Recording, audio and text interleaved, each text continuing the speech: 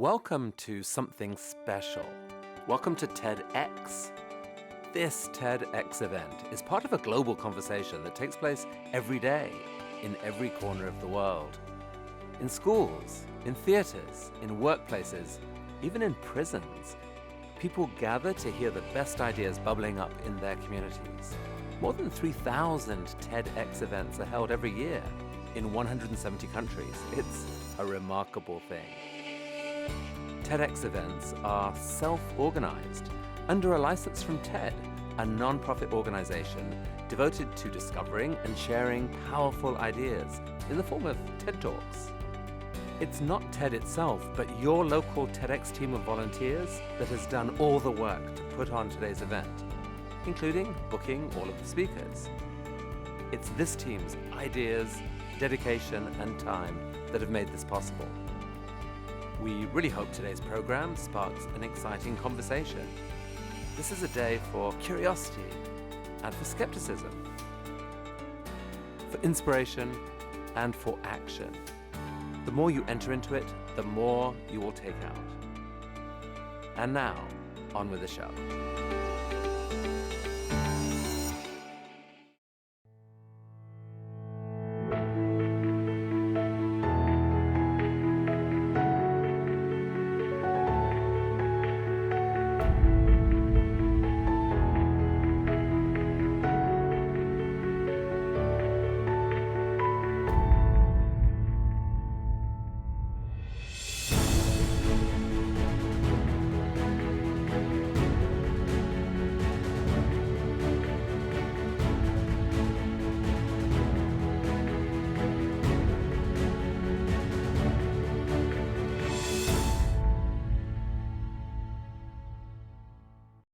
Greetings, my name is Taylor Owens, and I am a senior chemical engineering student here at Prairie University.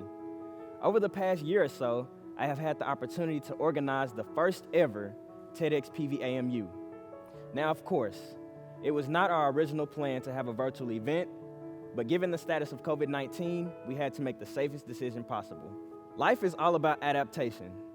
Just as we have adapted our event to the current circumstances, it is our hope that each of you have been able to do the same as well. The TED platform was born in 1984 as an intersection between technology, entertainment, and design.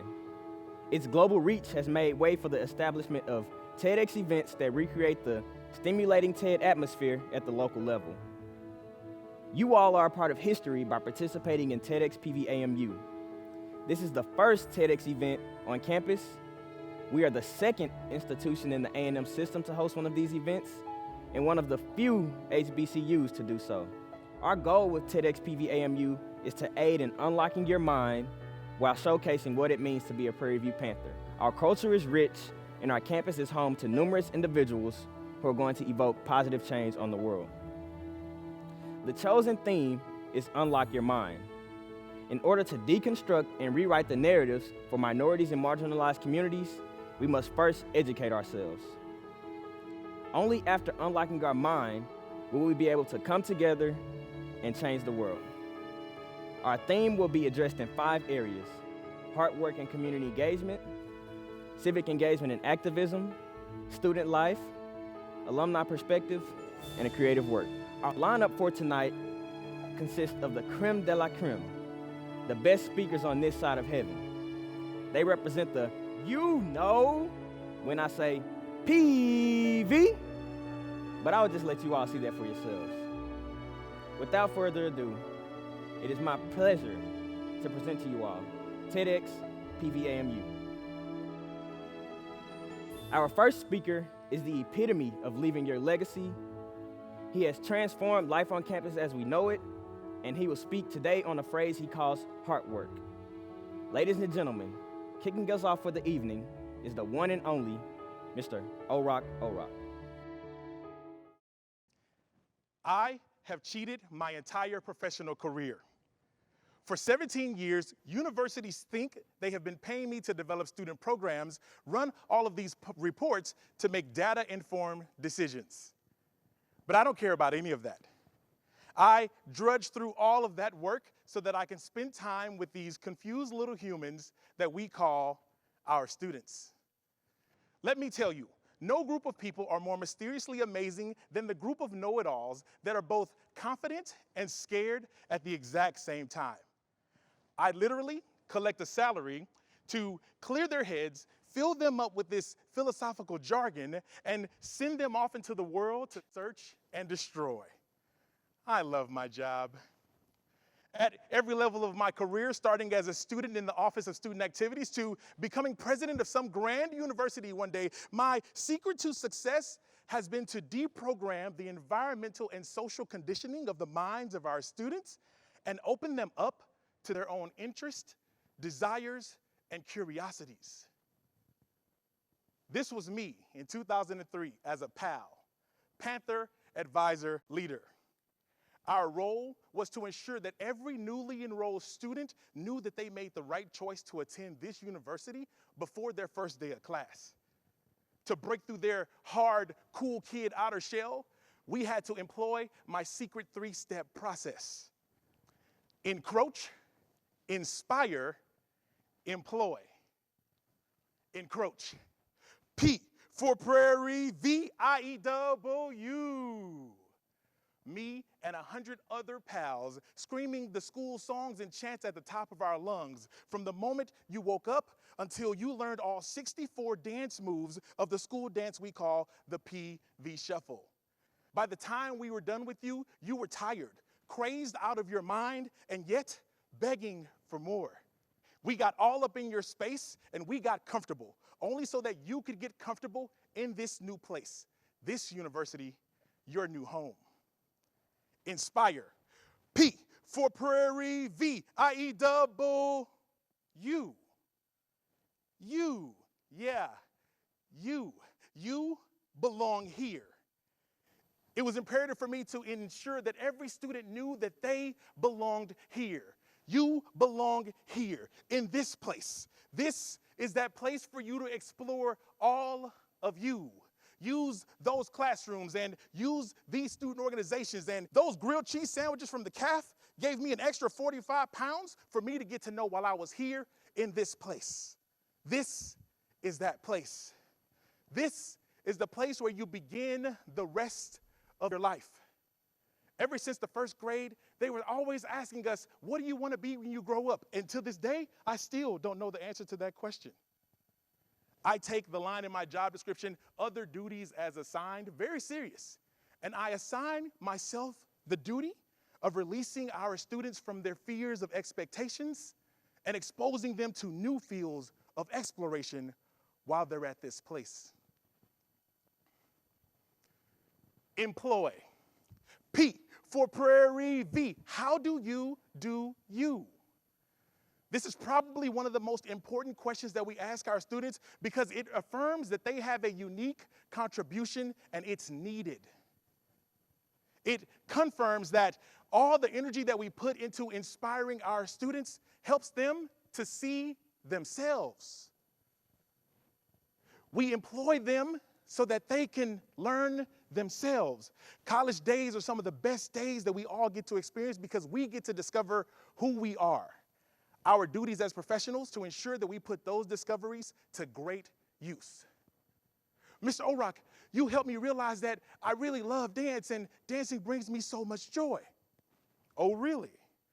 Did you know that we had over 10 dance organizations and one dance company here on the campus that you can join today?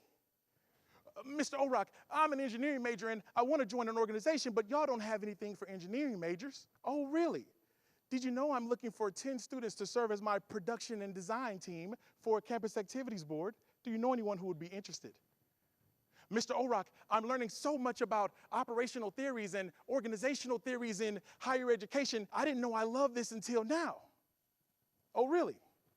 How would you like to work in my office and develop student programs and run these reports so that we can make data-informed decisions?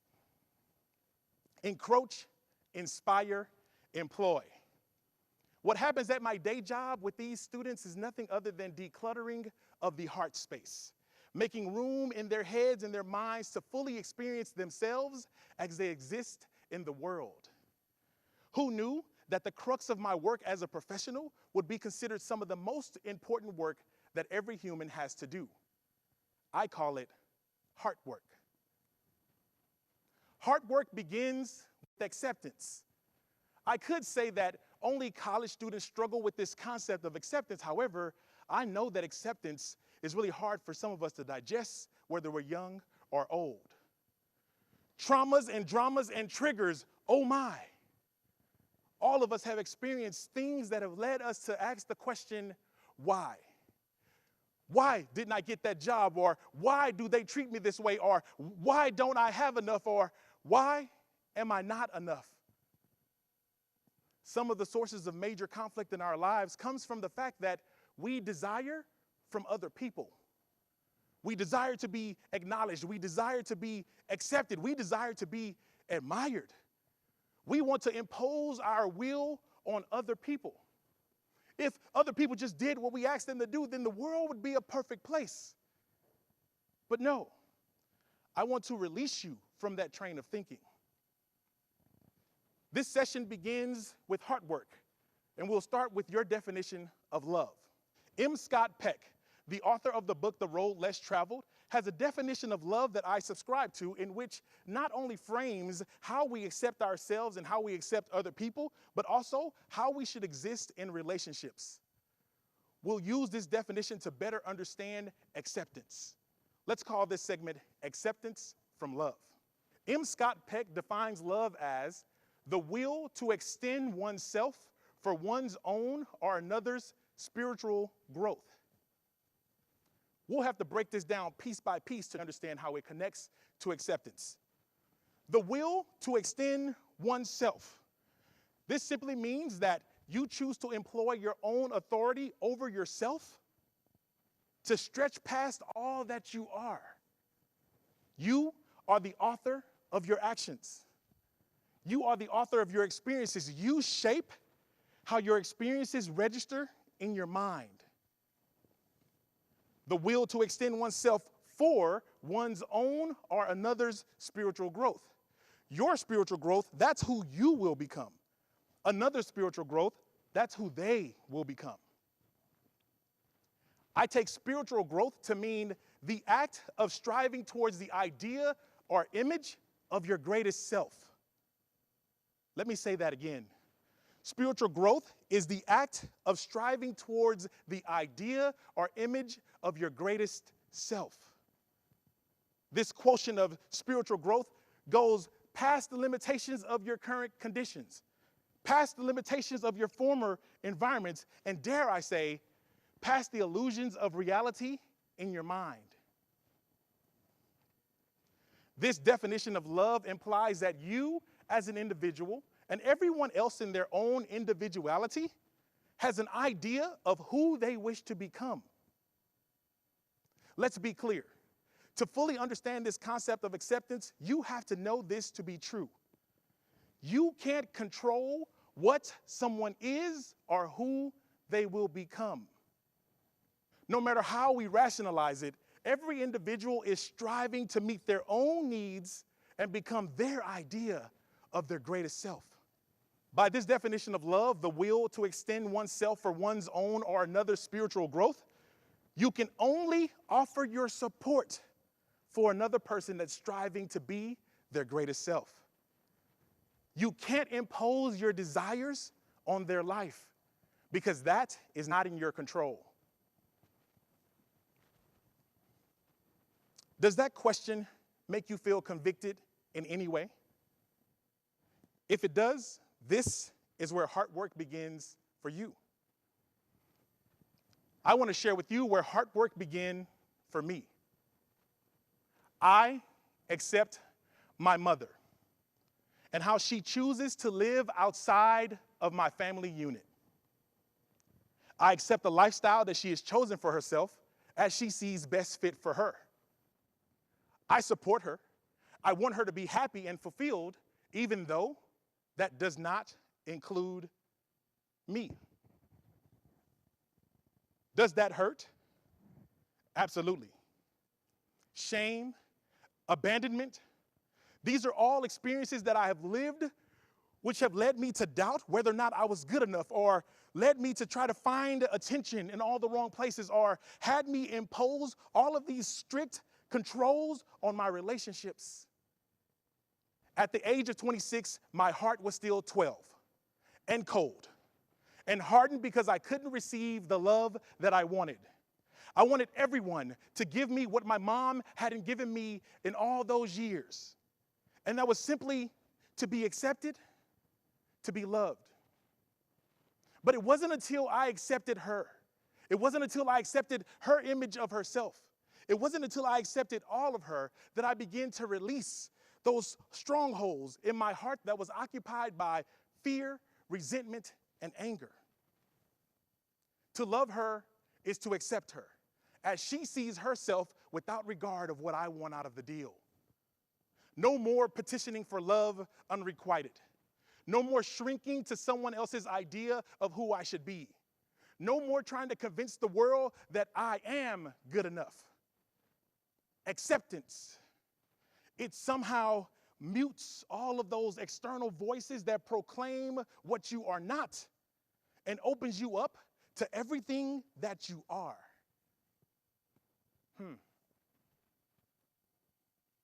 This pandemic has caused us to face some of the things that we commonly run from. Our health, care for our neighbor, loneliness, and even death. And while those are all monstrous, the biggest monster of them all was that for the first time in a long time, we had to face ourselves. Many of us are familiar with being still, finding calm, or meditation, but during the quarantine, we had to sit with our thoughts. Let me ask you, during the pandemic, did you take the time to redesign your home spaces to match your creativity or your comforts? Did you take on any new challenges that may have previously scared you?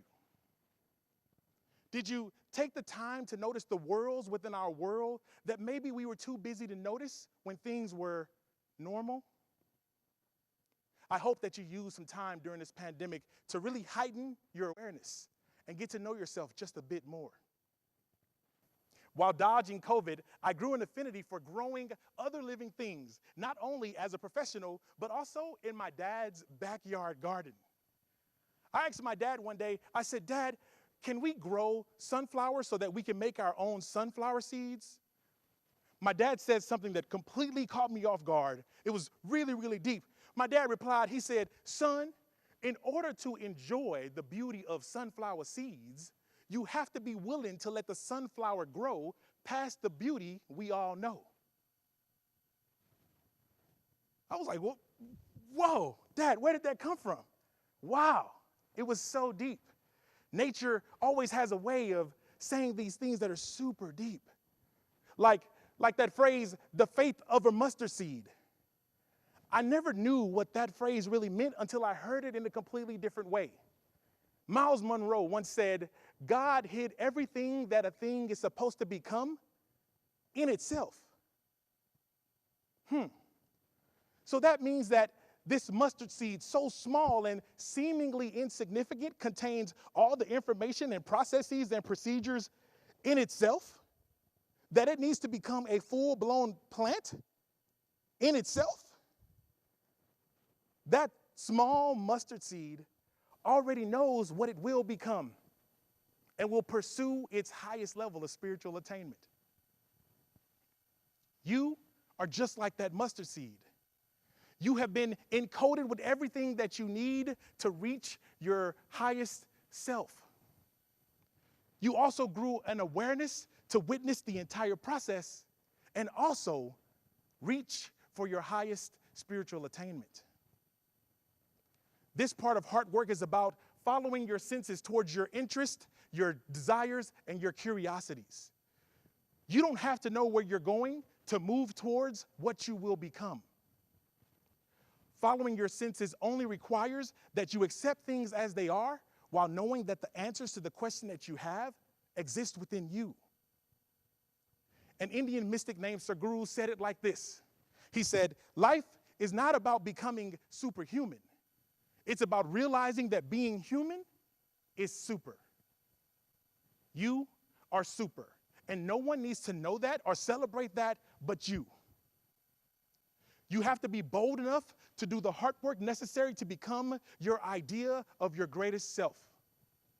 Accept the world as it is, and then use this newly freed space to explore all of you. Hard work starts off as that hard work that begins the moment you realize that the world doesn't revolve around you. First, you must learn to accept the world as it exists within, and then the world that just so happens to surround you. No matter who you thought was supposed to love you, you are the generator that powers your spirit higher. Bring all of you into your awareness so that you can follow your heart's desires. Whether that's engineering the next supercar or becoming the world's top nurse or marching in storms to stamp your own impression, know that you don't need permission to show up as you using your own desired method of self-expression. You are the master of your piece, and your masterpiece should be your most masterful artwork. I welcome you to this place and extend to you the grace to begin your own heart work. Thank you. What an amazing and thought-provoking speech. Since I can't interact with you all in person, I just want to remind you to interact with us on social media using the hashtag TEDxPVAMU. And before we go on to the next speaker, I just want to highlight our sponsors. Without you all, this event would not have been possible. Next up, we have a trailblazer who is taking control of her time as a student. Before COVID, some of you may have seen her riding around on her bike or fighting for food sovereignty.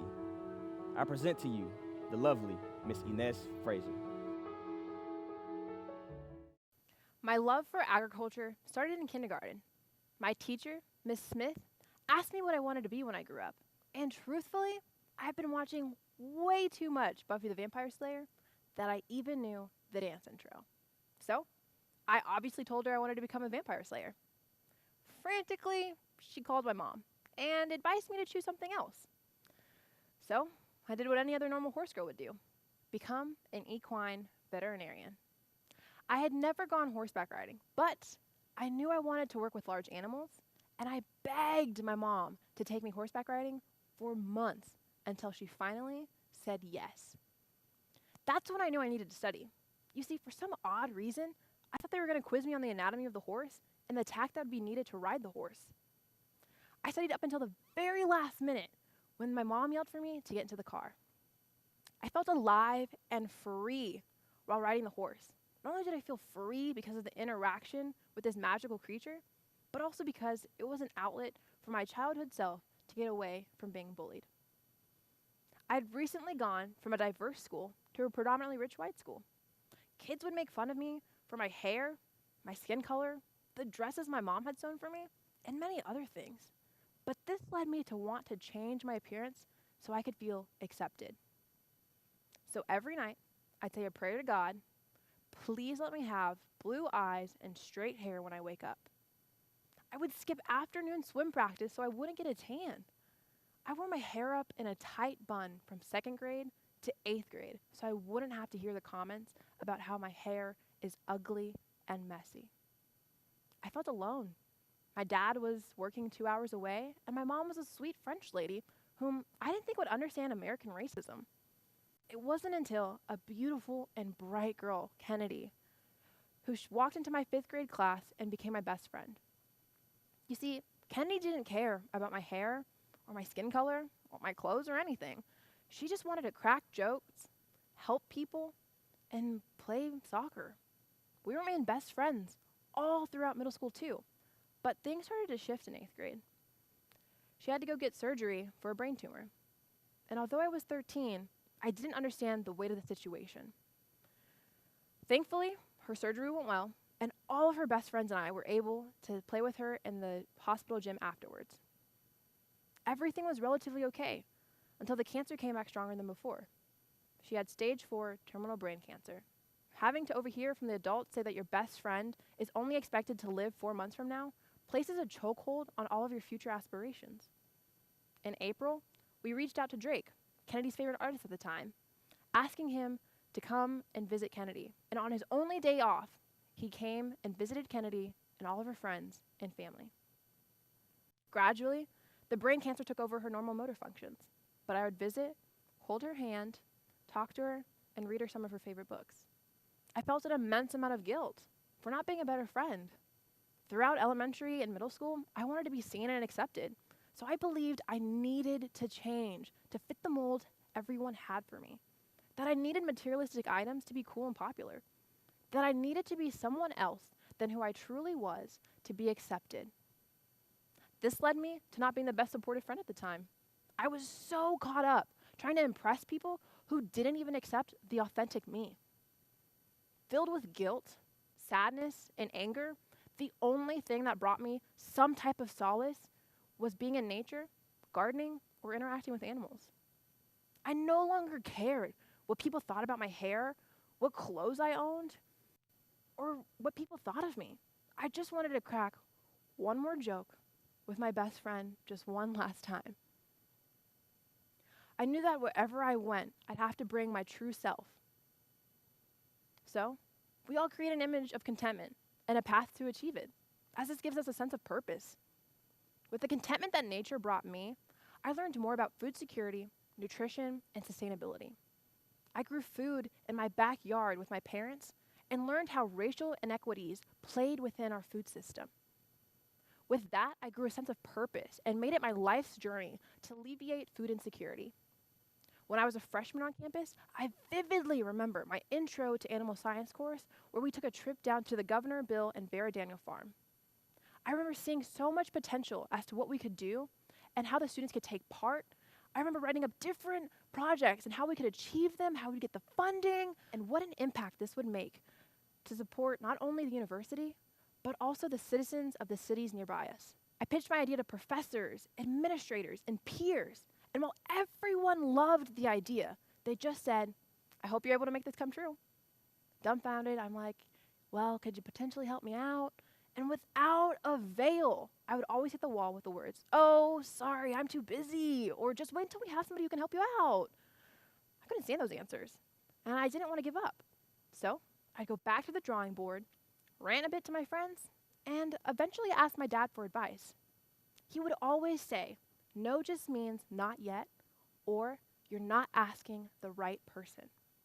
So I shared my message with anyone who would listen in hopes that someone would see the value in creating a student-led garden that would allow for students to get connected with their food and allow the communities around us to not be food insecure.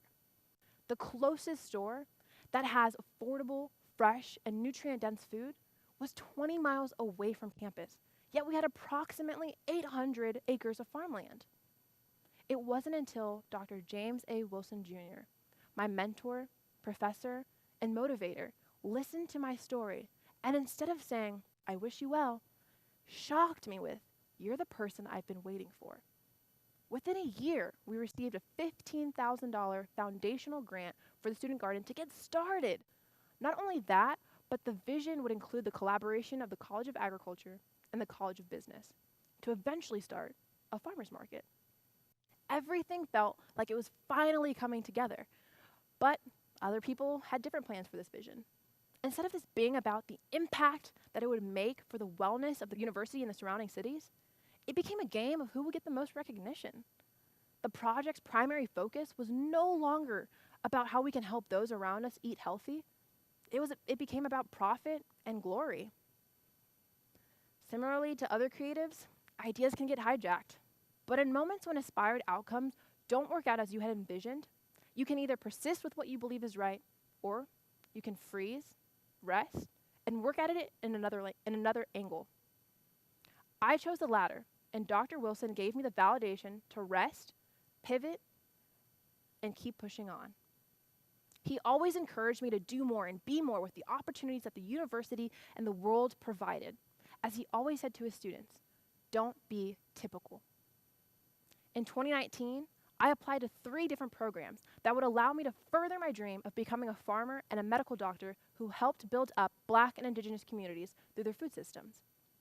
I attended the Summer Institute for Emerging Managers and Leaders at the University of California to learn more about business and build relationships with people who are already passionate about that field. I was able to participate in a case study, present our ideas to Booz Allen Hamilton representatives, and secured funding for an MBA. Next, I was off to Switzerland and Croatia to study food security and nutrition through through the School of International Training. While there, I was able to choose a research topic that interested me. I decided I would talk about racism in agriculture, but the major issues that I faced were, 1, I had absolutely no one to interview in Switzerland about American racism in agriculture. 2, the people that were talking about this topic were not getting the recognition that they deserved. Thus, it was not easily searchable. And 3, after emailing and cold calling major agriculture companies and nonprofits, they all said something similar to, I don't know of any racial issue that exists in agriculture, or I simply wouldn't get a response. I was bummed, but I did have one person get back to me and say that I could interview them. Miss Lindsley Lunsford from Tuskegee University and I were able to discuss the atrocities that have been put up against Black people, Native Americans, and Latinx people. I had found that 97% of the arable agricultural land in the United States was owned by white people. In 1910, 14% of U.S. farmers were Black and collectively owned 16 million acres. By 1997, fewer than 20,000 farmers were Black and collectively owned 2 million acres. That's a drastic change from 1 million farmers to less than 20,000 farmers. Since the 1920s, there's been a steady decline in the number of Black individuals who will operate farms in the United States. If African American farmers had left agriculture at the same rate as white farmers since the 1920s, there would still be 300,000 Black farmers left, as Pete Daniel stated in his book, Dispossession. Natives are 2 to 4 times more likely to be food insecure, largely as a result of living in remote locations where food supplies are scarce. In 2011, the racial makeup of farm workers were 28.6% white, 3.4% Black, and 65.3% Hispanic. Farm workers are excluded from federal overtime requirements, and they used to be excluded from federal minimum wage requirements. With all of these statistics, how could I not want to create change? My work in racism in agriculture didn't halt there, but days after my adventure in Switzerland, I traveled to China to participate in the Zhiqing Fellowship, where students from China and students from the United States interacted to help build relationships between these two countries. It wasn't until I was in China where I realized I had signed up for the wrong part of the program. I signed up for the technology part of the program instead of the sustainability part of the program. So even though I accidentally marked X on the wrong box, I have now been able to further mesh the idea of agriculture and big data together. Embrace collaboration within yourself using the knowledge and passion that you're most comfortable with and intertwine that with something that you have very little knowledge about. By participating in all 3 of these experiences, I've been able to remain resilient, adapt to challenges that are in front of me, and add more to the Prairie View community. Prairie View A&M University. The name has changed several times, from Alta Vista Agriculture and Mechanical College for the colored youth to Prairie View State Normal and Industrial College. Even though change is inevitable, the 3 values on the Prairie View insignia remain true for success as a student today: research, teaching, and service. Through research, you'll be able to see what you enjoy, what piques your interest, what you don't enjoy doing. Always be willing to place yourself in front of opportunities regardless of the outcome. By conducting research, I have met lifelong friends, traveled to 3 different countries, and found my passion. Even though we come to college to be taught by others, there are plenty of time where the role switches, where the student is now the teacher. Those around you may not have the same resources, opportunities, or experiences as you. When this happens, be sure to share an internship opportunity, a scholarship, or even introduce them to someone who can help them further achieve their goals. I learned that from Kennedy. The essence of compassion. She gave me the courage to stop trying to be like someone else. Now, I advocate for others to strive for their best and support them when they fall. So, this is your reminder. Wherever you go, make sure to bring you with you. Service comes in many forms, and Dr. Wilson was a service to others by truly listening and uplifting his students. You could find students running in and out of his office, just needing to vent, and he would give his undivided attention to make sure that they were taken care of. Find a mentor that supports you, and be sure to give back to the communities that are around you. By volunteering with nonprofits, you can help others and build relationships with other bridge builders. I was able to do this through Agriculture Future of America, where they provide students with the opportunity to interact with industry professionals, and the FarmLink Project, a group of students working nationwide to combat food insecurity amid the ongoing pandemic by bringing food from farms with surplus crop to those in need. The FarmLink Project was started in April 2020 when a group of university students couldn't stand the idea of billions of pounds of food going to waste every year and millions of people going hungry every day. They risked the idea of starting a nonprofit to change that. And now, the FarmLink Project has delivered over 24 million pounds of food to families in need. So tell your idea to others. Work on it, fail at it, and learn from it. When you're passionate about a topic, it can be incredibly hard to keep it to yourself from talking to everyone else about it. I kept telling people about my vision for a student garden until finally someone said yes 2 years later. You don't have to have everything figured out. You just have to bet on yourself and go. As Dr. Wilson always said, don't be typical. In July of 2014, Kennedy passed away. And while I lost my best friend, she taught me how to be a better advocate for myself and for those who need support. I now aspire to create a farm that helps build up Black and Indigenous communities. With the injustices that go on within the agriculture field, I know that I'll be able to shine some of Kennedy's light onto the work that I will be doing. So, I leave you with this. We all go to work to get rich, but what are you truly enriching?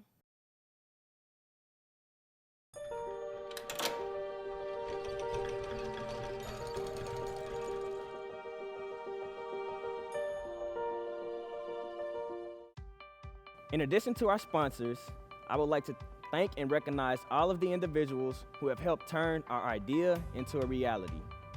Thank you for your support, your advice, and your inspiration. I would like to give a special shout out to my mom. Without you, I would not be where I am today. Our third speaker needs no introduction. Do not rub her the wrong way because she is not afraid to use her voice and speak up. And she will also organize a protest in a quick second. I now present to you the icon, Miss Jayla Allen. Do me a favor. Think of the very first time you heard the word service. Then think of how you serve or are of service in your communities and in the world today. When I was a junior in high school, my grandfather passed away. The week following his passing, our family hosted the usual memorial services consisting of a wake and a funeral.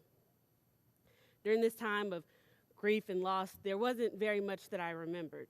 In fact, there wasn't very much I wanted to remember. But of the memories I do have, one of them I'm particularly fond of. In fact, it's one that I hold near and dear to my heart. And that's the story that my grandfather's former student and athlete shared with us during his service. This student got up before the church and starts to tell a story of how he was being threatened with suspension. And in wake of his suspension, the board was going to host a special meeting. At this special meeting, certain people show up. And of those people that show up is my grandfather, this student's coach and teacher. My grandfather not only shows up for this student, but he actually goes to advocate before the board for the student. And in the words of the student, he fought for him. He did so in a way that this student was able to stay in school. When I first heard the story, I thought that this was a story of victory that included my grandfather that this young student could share. But then I soon realized that with that story and all the other stories that everyone shared, and even some of the stories that I had heard before my grandfather's passing, all of that meant one thing and outlined one thing for me. And that was that my grandfather had lived a life of service, that he was dedicated to living a life of service. At that time, I started to ask myself, What is service? What does it mean to be a person or to live a life of service? And what exactly was I passionate about, therefore I could serve in that capacity? Because let's face it, I was a 17-year-old teenager who thought I knew everything, and everything I was involved in I was passionate about. Well, that turned out not to be true. A year later, I went off to college, and I enrolled in Prairie A&M University. Upon my arrival on campus, I saw the hundreds of activities and organizations I could throw myself into, literally. But I promised myself we were going to take some time. We were going to secure a good GPA, one that could maintain our scholarship and also one that I could apply to law school with in a few years after graduation. Once I had done that, I told myself that now it was time to approach this idea of going out and becoming involved on this campus. Before I could go out and seek some of those opportunities, one came to me. And that was the opportunity of becoming precinct chair. I did not know what a precinct chair did. I knew of them, but not of their duties. I quickly found myself being appointed a week before Christmas break. And with this appointment, I knew that there were greater challenges that were going to come. But of those great challenges, I thought that they might have been the fact that I was one of the youngest ones in the nation to ever be named precinct chair. Or in fact, that I was the first one to do so in this particular precinct. But I found that the greatest challenge of it all was in the idea that I was going to be precinct chair, given the duty within this role to organize and mobilize 9,000 plus Black and brown students at a historically Black college or university. That university sits within a county that has spent the last 5 decades doing everything that they could do to severely suppress these students' votes. And here I was now to organize and mobilize them. I soon discovered my passion and how exactly I was going to spend a life of service. And that was through my activism and my call to advocacy. Service sounds like a simple task. At this moment, many of you are thinking in your heads how you serve this year, or how you've served so far in your lifetime. But I want us, and I challenge us to think of service in a different way, in a different light. Service is not you volunteering to feed the homeless every year. And it's not you going to donate your old, used clothes that you no longer wear or no longer want to a clothes drive at your child's school. Service is something that requires us to make, one, a lifetime commitment to do. It's a continuous commitment. It's not one and then done. As an activist and social justice advocate, but most importantly, someone who dedicates their life to service, I believe that my greatest purpose is not to only live a life of service, but to inspire others to do the same. You, and you. Service sounds like this simple task. And I think for a minute, I thought so too. With our efforts of committing to service, we can create a domino effect. A domino effect that requires the person that comes after us and the generations after us to do the same. How do we do it? Ask yourself these 3 things. First, what are you passionate about? Second, what inspires you or who inspires you? What's your inspiration? And lastly, can your passion be turned into a lifetime of service and do so in a way that inspires others to do the same? And for those of you who think that you have yet to find your passion, you might be right.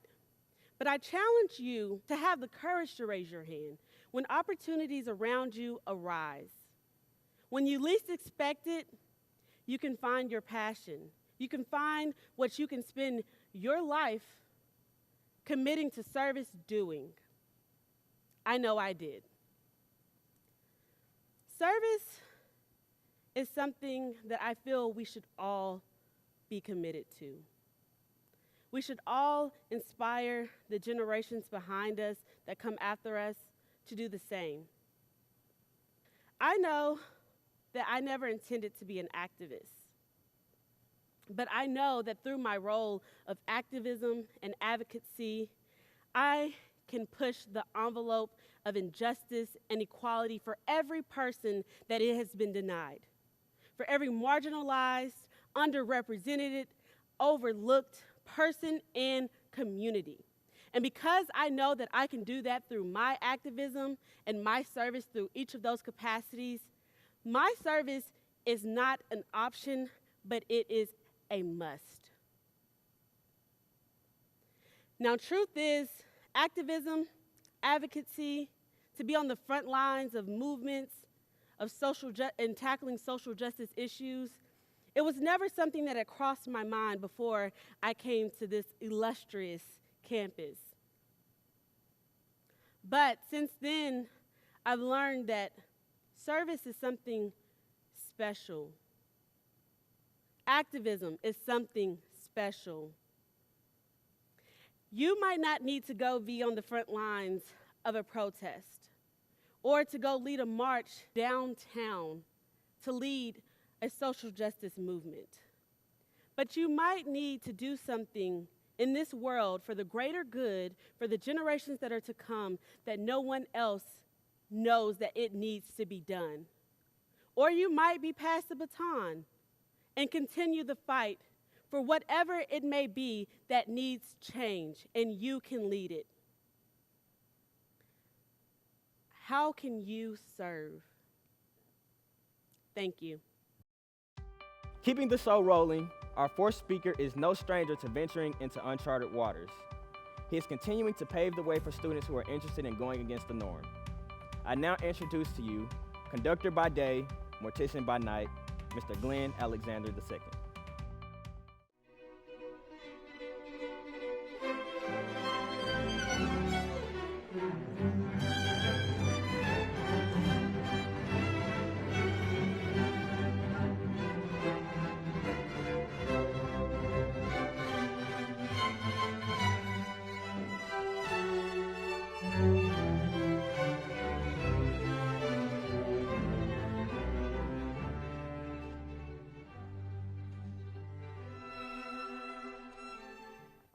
So just a small disclaimer about me.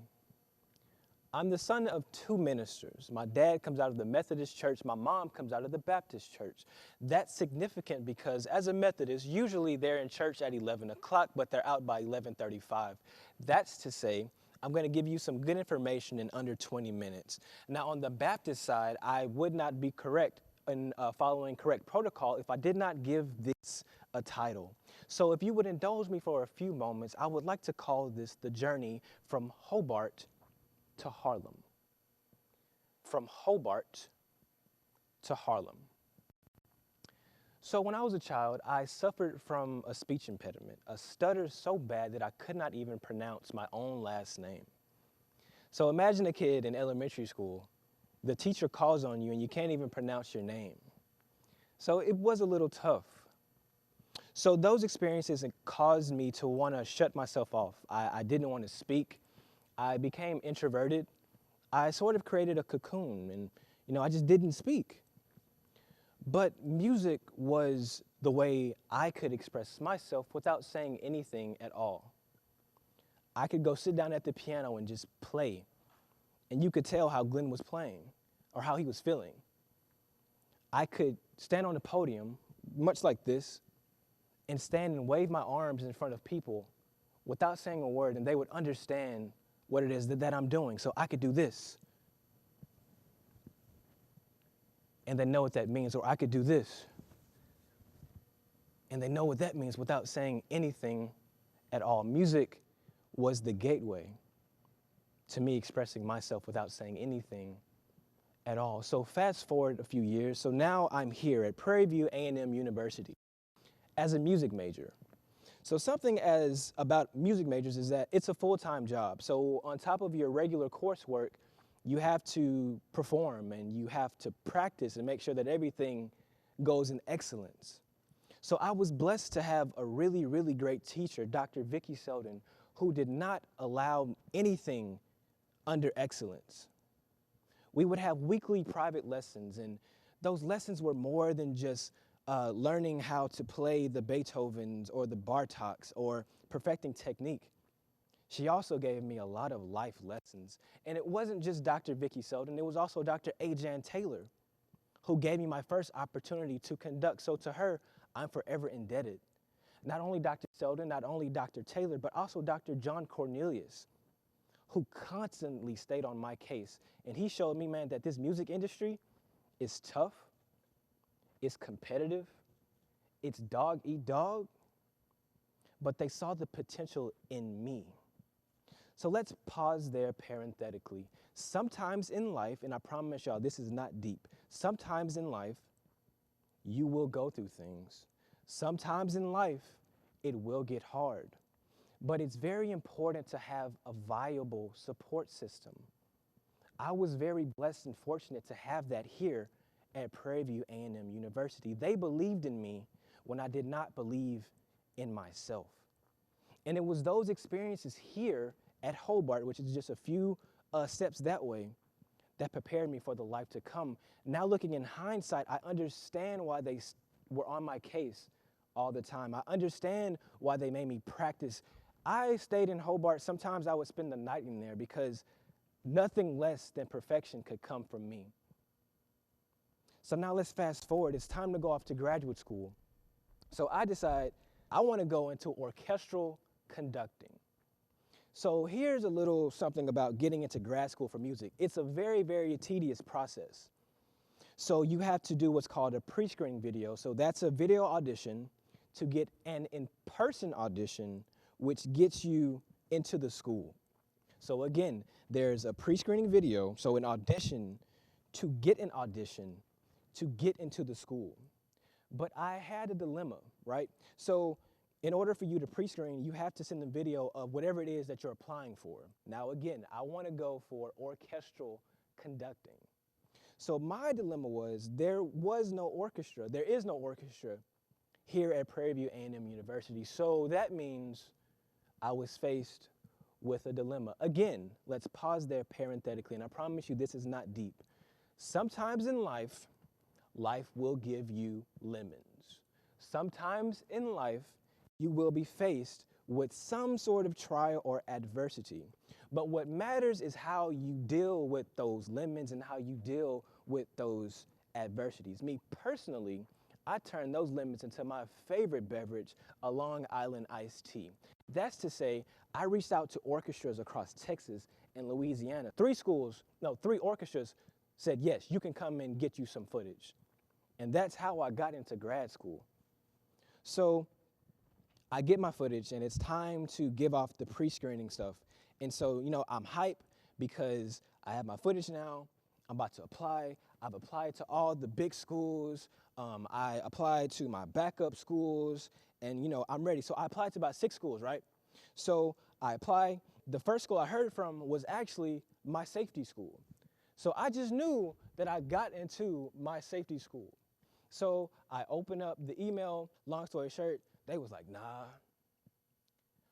The second one comes, nah. The third one comes, guess what?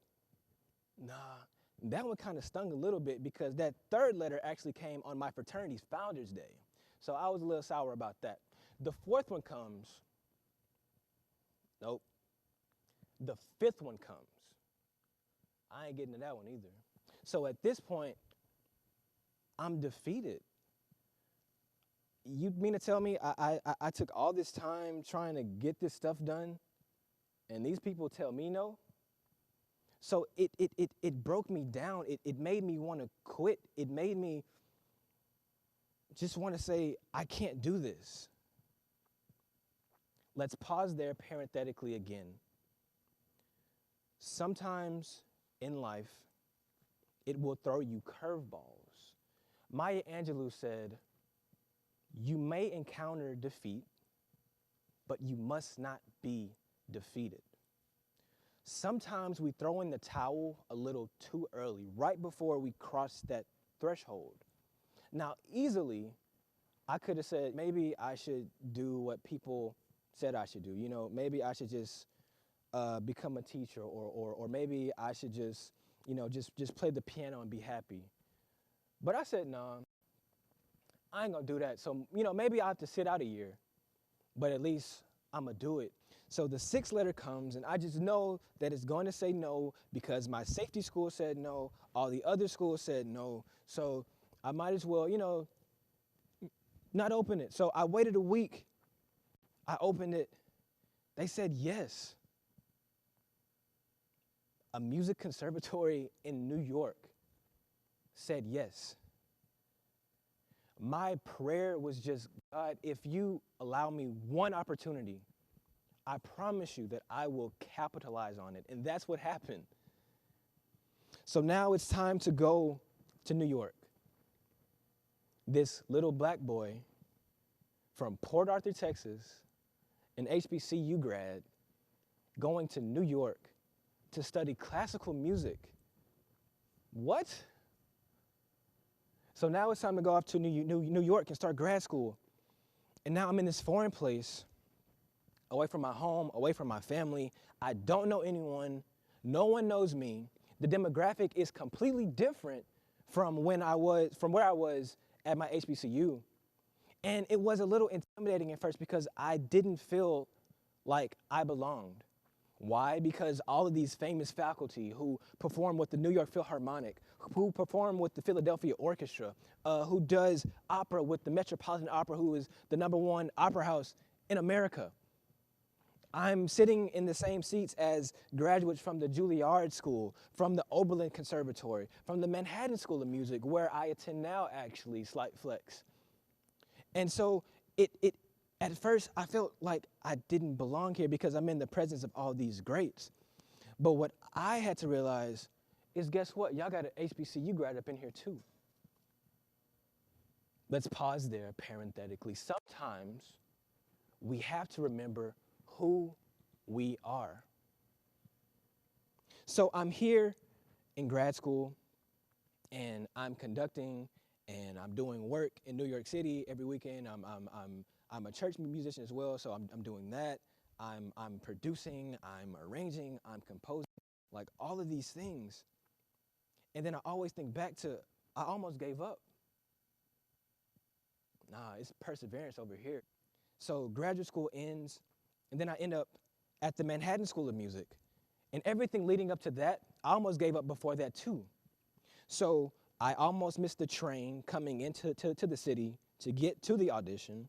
The day of the audition, I forget my shoes, my pants rip, and my conducting baton breaks in half. So to me, there is no way that this audition can go right. So I called my mom crying. I said, I can't do it. And she told me something so very profound. She said, Glenn, the reason why these things are happening is because something great is getting ready to happen. And at first I thought, she's just being pastor mom, but she was actually really right. I auditioned, get into the school, get a scholarship. Now I'm at the Manhattan School of Music. Like, the building was actually the original Juilliard, so you could only imagine the greatness that have passed the hallways that I'm like passing to now. Not only getting into the Manhattan School of Music, but also winning a conducting scholarship with the Chicago Sinfonietta. A little black boy from Port Arthur, Texas, a HBCU grad, not only at the Manhattan School of Music, not only doing the Chicago Sinfonietta, but also traveling, playing for artists, producing, composing, arranging, doing interviews, magazine articles, TV stuff. Like, it's mind-blowing. But it's all about perseverance. And to you, whoever you are, I'm coming here to tell you that the dream is possible, the dream is attainable, the dream is tangible. Why? Because I'm doing it. But the thing is, you have to persevere. One thing that I learned from being in the mortuary science, apart from knowing how much embalming fluid goes inside of you, is that life is short. And that each moment you have to not take it for granted. So that's why I said every time I get up to conduct, every time I get up to play for an artist or do anything, I'm gonna do it like it's my last time. It's a journey. If I can do it, you can do it. Thank you. The overall objective of this event is to encourage and equip each of you with the profound knowledge of global objectives, scholarship, and leadership. Moreover, we urge you to think beyond yourself and for the betterment of society. To reinforce the ideas presented in today's talks, we urge each of you to read a copy of The Miseducation of a Negro by Carter G. Woodson and The Other Westmore by Wes Moore. A few of you watching have also had the opportunity to receive not only TEDxPVAMU memorabilia, but also a copy of one of these books. To wrap us up for the evening, I present to you someone who is no stranger to the spotlight. He is the true definition of Prairie View produces productive people. I present to you the legendary Mr. Alzo Slade. Good people, good people, good people. What's happening? Prairie View A&M University. I'm at home. This place is woven into the fabric of my very identity. So a lot of what I'm going to say today happened here on this yard. I'm going to ask y'all a question. Do you remember when you were a kid and you just had this sense of wonder that was not restricted? You just asked all kind of questions based in just innocent curiosity. You nagging your parents, your aunts, your uncles, your aunties, your cousins. Why is this like this? Why is this like this? How is this like this? How does this work? Who are you? What are you doing? Why do we have to do it like this? And then it was a sense of freedom. You weren't bounded. And even when kids, you see their freedom when they're able to dress themselves. They'll wear a pair of combat boots with some swimming trunks, a turtleneck sweater, and a fireman's hat because they're free. They haven't been in society enough for society to tell them that they ain't matching or that's not how they're supposed to dress. And remember when you were a kid and somebody would ask you, what do you want to be when you grow up? Man, a kid had like 5 or 6 things. I know I did. I want to be a veterinarian. I want to be a race car driver. I want to be a professional chef. I want to fly jet airplanes. I want to be a professional bowler. And you said it as a kid with such confidence and conviction because you didn't think it was impossible. You were a free thinker. But then society comes along and gets a hold of you. And society tells you, they start to just sap that curiosity, that imagination. They begin to slice and dice you up to where that freedom that you had, it no longer exists because they telling you who you're supposed to be, how you're supposed to be it, what you're supposed to be. I'm going to tell you a little secret about me. Not that you asked, but I don't like people telling me what to do, especially if it don't make sense. Now, if it makes sense, we ain't got a problem.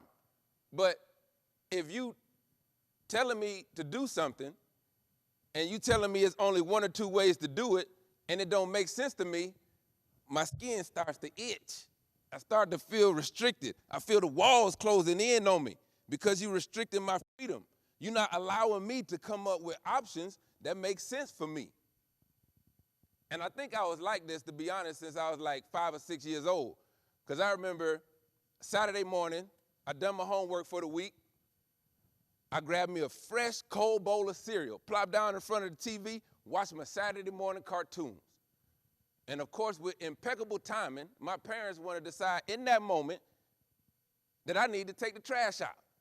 Now to myself, I say, now I know y'all just saw me sit down with this cereal to watch my cartoons.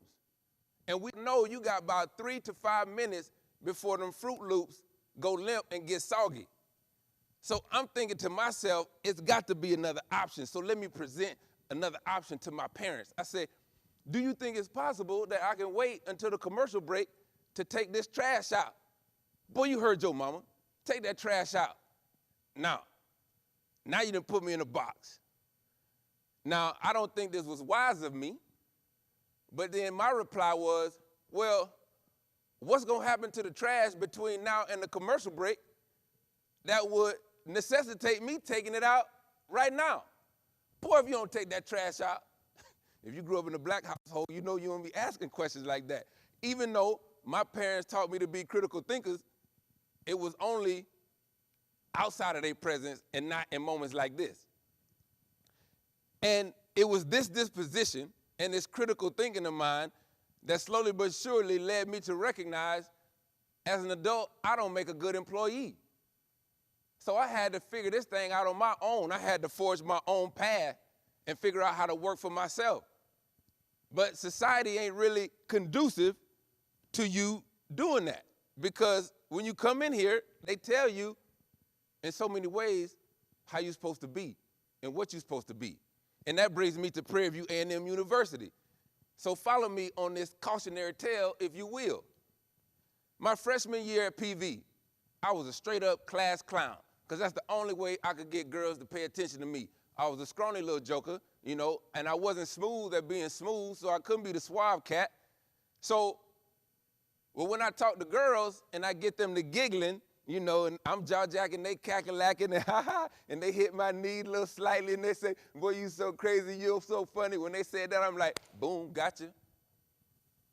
And then I recognized, at least in that moment, my value in this world, the thing that makes me feel significant is being a class clown. So I just played it up. I was involved in extracurricular activities. It helped then. But when it came to my grades, my academic performance was lackluster at best. But I would use this comedic charm to charm my way with professors from a C- to a B, from a B to an A. But there was one professor who it did not work on, and he could read straight through me, the late and great Dr. Amari Obadelli. I would try to charm my way, oh, Dr. O, what's good, man, how you doing? He just look at me, what you doing, son? What you doing, young man? Mr. Slade, what are you doing? I see you popular on campus. I see you know a lot of people, you good with people. I see you funny, ain't nothing wrong with being funny, but you silly funny. You got more to offer than that. You know, you watch them cartoons and you see the cartoon character come in there with a chest out, then he get chin checked, and all of a sudden, that was me. And in that moment, I was like, man, I don't want to be the court jester no more. I don't want to be the village clown. I don't want to be silly funny. If I'm funny still, let me be smart funny. And I remember my roommate, his pops was Afrocentric and used to send him all sorts of books to read that he never read. And I said, man, I need to develop my intellect. So I was like, yo, bro, let me get one of these books on the shelf. I didn't know one book from the other. I just grabbed one randomly, and it happened to be Dr. Carter G. Woodson's The Miseducation of the Negro. I didn't know who he was. I never heard of the book. But in the book, he says something. He says, if you control a man's thinking, you control his actions. And I was like, oh, man, hold up, man, hold up. Don't nobody control me. I think for myself. I'm my own man. Then I continued to read the book. I'm maybe not my, God dog it. I started reading more books. And these books are telling me, you need to get to know yourself. Talk shows tell you, you need to look in the mirror, you need to get to know who you are. The self-help books, everything you need to know is within, just get to know yourself. But they don't tell you how to do it. Be yourself. I got to know myself before I can be myself. You need to keep it real. I need to get real before I can keep it there. How do you do it? So I just started asking myself some very simple questions, but they was hard to answer. I was like, why do you think the way that you think? Why do you hang out with the people you hang out with? Why did you pledge the fraternity that you pledged? Why do you believe what you believe? Why do you wear the clothes that you wear? Why do you laugh at what you laugh at? And I had to square up with them answers because not all of them was pretty. And in that moment, what I was doing was I was learning about myself, removing shackles that I didn't even know that I had on me. And when you start to get to know yourself, it's a lonely game. Because as you removing shackles, you're able to see shackles on other people, right? I started to recognize that I'm spending money that I don't have on clothes that someone has convinced me that are fashionable to impress people that I don't know, and those that I do don't care. My pops told me, son, if a woman likes you for the clothes that you're wearing, you're with the wrong woman. I questioned why I believe what I believe. I was brought up in the church, strong Christian beliefs. I asked my pops, who I respect a lot, who's a pastor, Pops, what's up with this Jesus thing? Some of this stuff is confusing. He say, son, if you believe what you believe because we told you to believe it, that ain't true faith. The God that I serve can handle any questions you got. So go forth as long as you ask him within the right spirit, and that's intellectual and spiritual growth. So I was off. But then I told you it's a lonely journey. I'm on the campus of Prairie View. Now I'm the cat rocking the dashiki and the black fist around my neck. My frat brothers looking at me like I'm crazy. They come up to me and they like, you wearing a dashiki? Boy, you don't speak no African. You ain't African. I say, you wearing Greek letters. Speak some Greek then. I was going on a journey of self-discovery. But the society that we live in is not conducive to that. So you have to go at it by yourself to begin this journey of freedom. So then I said, yo, I graduated and I'm still in this flow of what society wants me to be. I graduate, I get a good job, good paying job. The VP of the company takes me underneath his wing and wants to groom me to take over his position. I buy a house at 22 years old. I got a new car. And according to the world, according to society, all I need to do is ABC 1, 2, 3, add a wife and a kid. And I got the American dream. I'm sitting in my house. I ain't bought it but for 6 months. I'm sitting in it, and I'm starting to itch. I'm like, this don't feel right. I feel like the wall's closing in on me. I need to learn some more. I need to grow some more. So then I decide I'm going to apply to graduate school for a philosophy degree. Boy, is you crazy? Ain't nobody hiring no philosophers. But I needed it for freedom. At this point, learning was of primary importance to me. When I learn, I feel closest to God. Learning is what made me feel free because I'm learning about myself, and by learning about myself and God is within, I'm learning more about God. And God is also, I'm learning about all people. I'm learning about the universe. So this is the thing that is making me feel free because to me, freedom was more important than money. So I knew that I couldn't compete with the people on paper who were applying to this program as well. So I scheduled an appointment with the director of the graduate philosophy program at the school I wanted to go to. And when it was my time to meet this fella, I didn't know what he looked like. I just assumed he was a middle-aged white man. I see this middle-aged white man coming towards me. And before I could say something, this man says, oh, I'm so glad you're here. Let me show you to the janitor's closet so you can get the vacuum cleaner and get to work. Ooh, Lord have mercy. Hold up, man. You know I wanted to slap the fire out this man. But I had to do a cost-benefit analysis. Also, what are you there for? And thank God I had been doing the work on myself to understand why I was feeling that way, right? Because the work that I was doing on myself allowed me to see that this dude had been conditioned by society. He had been conditioned to the extent that it was impossible for him to see me as anything other than the help. So those were the shackles that he was wearing.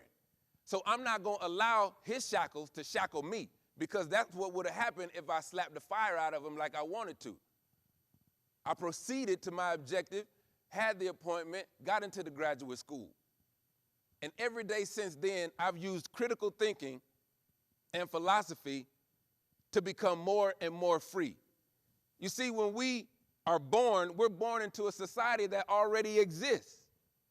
A society that tells you who you're supposed to be and how you're supposed to be it. A society that tells you the reason that we do this is because it's always been done. Words like tradition, custom, convention. No, bruh. No, I don't subscribe to that. Because if everyone subscribed to the idea that it's supposed to be done this way because it's always been done this way, there would have been no civil rights movement. There would be no technological advancements. There would be no medical advancements. Because Lord knows white folks would have been like, yeah, I mean, slavery, that's going to end at some point, but right now it's always been done this way, so we're going to continue to do it like this. No, bro. Now, if you swallow this brochure that society gives you to tell you who you're supposed to be and how you're supposed to be it, you're killing yourself. Because this kind of conditioning creates blockage to your existential arteries that prevents the free flow of creativity that leads you to self-discovery to let you know that you can be free. So why would you accept anything other than?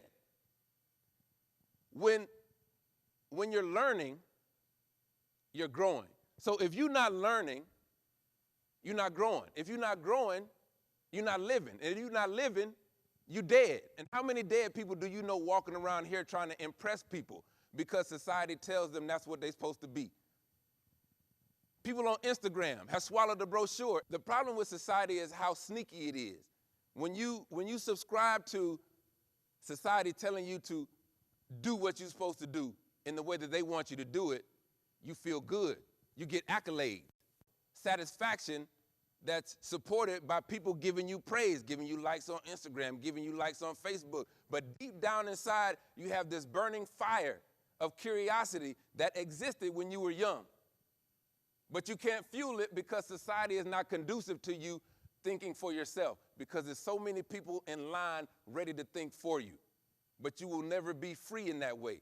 Don't let society tell you who you're supposed to be and how you're supposed to be it. Wear your combat boots, wear your fireman's hat, wear your swimming trunks and your turtleneck sweater if you want. Because we were born free.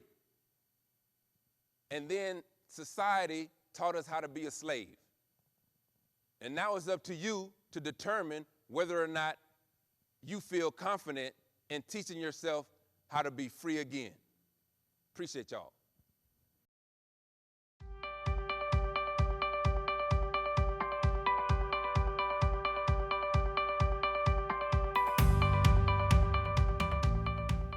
TEDx has come to Prairie View A&M University. I am Chelsea Bianca Hill-Young, the Assistant Director of the Honors Program and Co-Coordinator of our TEDx. What started as an exchange of bright ideas with an honors student, Mr. Taylor Owens, and myself, has finally come into fruition. To bring a never-before experience to our students, faculty, staff, and community, and to pour into you what has been poured into us from Prairie View. It is our honor to share with you our stories. As stated in Forbes, the TED and TEDx are powerful events because the organizers and staff don't do it for the money or fame for which there is neither. They do it to make a difference. Just like the other speakers, I too evolved in college. All of who we are is inherited from generations of scholars, activists, scientists, nurturers, musicians, cultivators, prayer warriors, and everyone in between. We learn from actions rooted in love that we must pay it forward. If it's inspiration you seek, you can find it here. You can see it on our campus, in our classrooms, in our cafeteria where we all collect together at the end of the day, in our labs, in our history, and we can see inspiration in one another. Our hope for you all who are watching is that you see yourself in our heart work, in our mission for service and civic engagement, in our exploration as students, in our music, and in our path to liberate ourselves, and by doing so, you unlock your mind. There were challenges to make this event happen, but during this pivotal time in the world, we have shown you that we have what it takes to pivot. Here at PVAMU, we are tenacious, we are a family, and we are the change we will see in the world. We are TEDxPVAMU. Thank you. And with that, it is time for our event to come to an end. I would like to thank you all for attending. I would like to remind you that TEDxPVAMU is not a one-day ordeal. I encourage and urge each of you to let your light shine. Continue to unlock your mind and redefine what it means to be an intellectual. As my parting words, I would like to leave you all with the phrase by the late, great Dr. James A. Wilson Jr. Do not be typical. Once again, my name is Taylor Owens, and I'm signing off.